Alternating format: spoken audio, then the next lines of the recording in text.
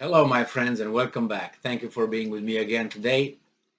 We got many articles to discuss today. A lot of things are happening, a lot of interesting things are happening, certain developments of some old actions. So let's start with the first one. First one, obviously, is this one, and it has to do with Iran and with some professionals. And the professionals are people who get the job done. Remember those Ukrainians, Russians, whatever they were?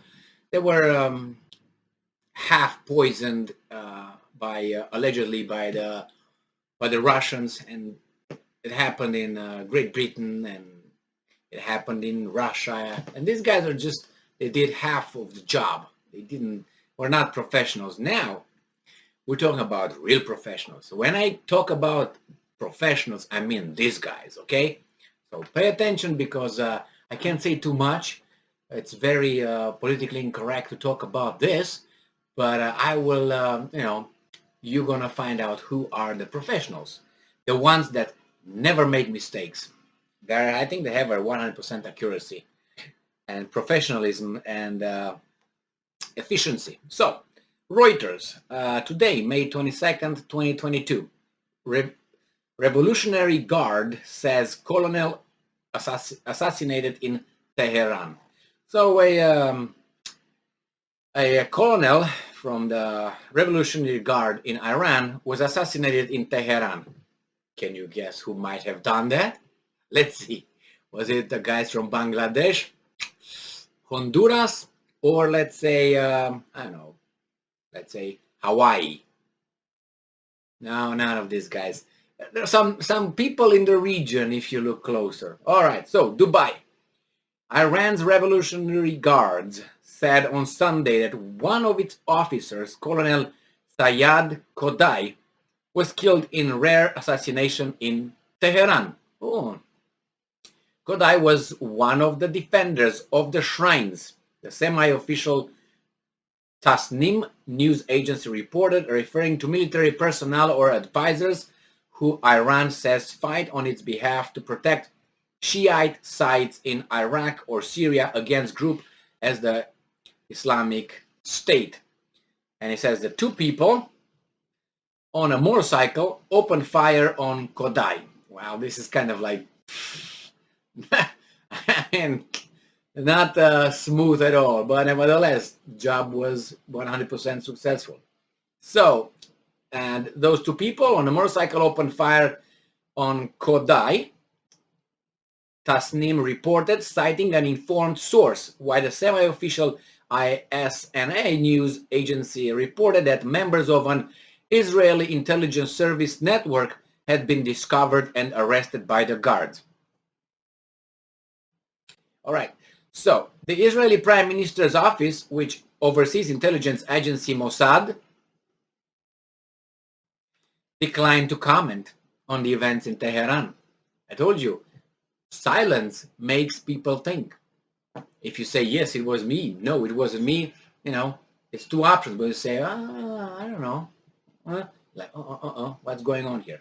So we have here at least 6 Iranian scientists and academics have been killed on attacks since 2010. Several of them assailants riding motorcycles in incidents believed to have targeted Iran's disputed nuclear program, which the West says it's aimed at producing a bomb. Always look at this. Que bono, all right? And where the money, follow the money. In this case, que bono. Who would benefit this? A lot of people, but let's think about this. In the Middle East at this time, there is a lot of love between countries, seems like. And a lot of people are meeting and try to mend fences, starting with Saudi Arabia's crown prince, Mohammed bin Salman. That's one of them. Then he hosted Turkish President Erdogan, The Pakistani new prime minister came over there as well. There will be a delegation from Saudi Arabia meeting a delegation from Iran in Iraq. There was Assad of Syria who met. He was invited in some Arab countries over there as well. And it seems like they are kind of trying to have at least communication versus, being divided all the time by external forces. So let's see what else it says here. In April, Iran intelligence ministry said it had arrested 3 Mossad spies in a statement published by the semi-official Fars news agency. So this is what happened. People on motorcycles. That's very, I don't know, bottom feeder. You know what I mean? I thought people, use different kind of methods, more, smoother, but it seems like it works. So I guess they know what they're doing. Now, those are professionals, okay? I'm saying that because it's no poison, nothing like that. Nobody flew off in a 12-story high building.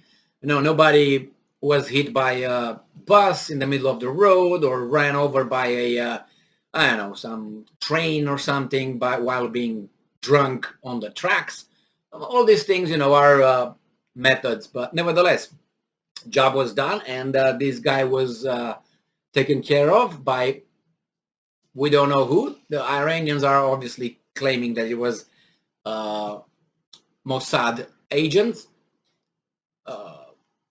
Israel keeps his beak closed, doesn't say anything. So what do you think?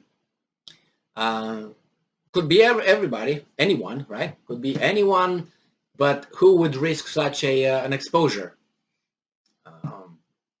Only some country that always has a damaged relationship with Iran, and or someone who wants to create this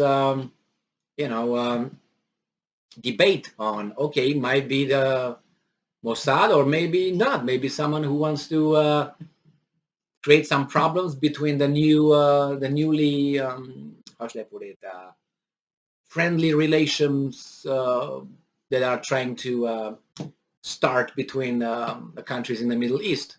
And we know that if those countries succeed in getting together, that's not going to be good for mainly one country over there, and one country only. Even though it's not, everybody's friends, and we're kind of, not everybody's friends, but kind of, yeah, we're okay with you. But once they get maybe united a little bit, maybe they might say something different. Nevertheless, this guy died, was killed. The guys did a how should I put it?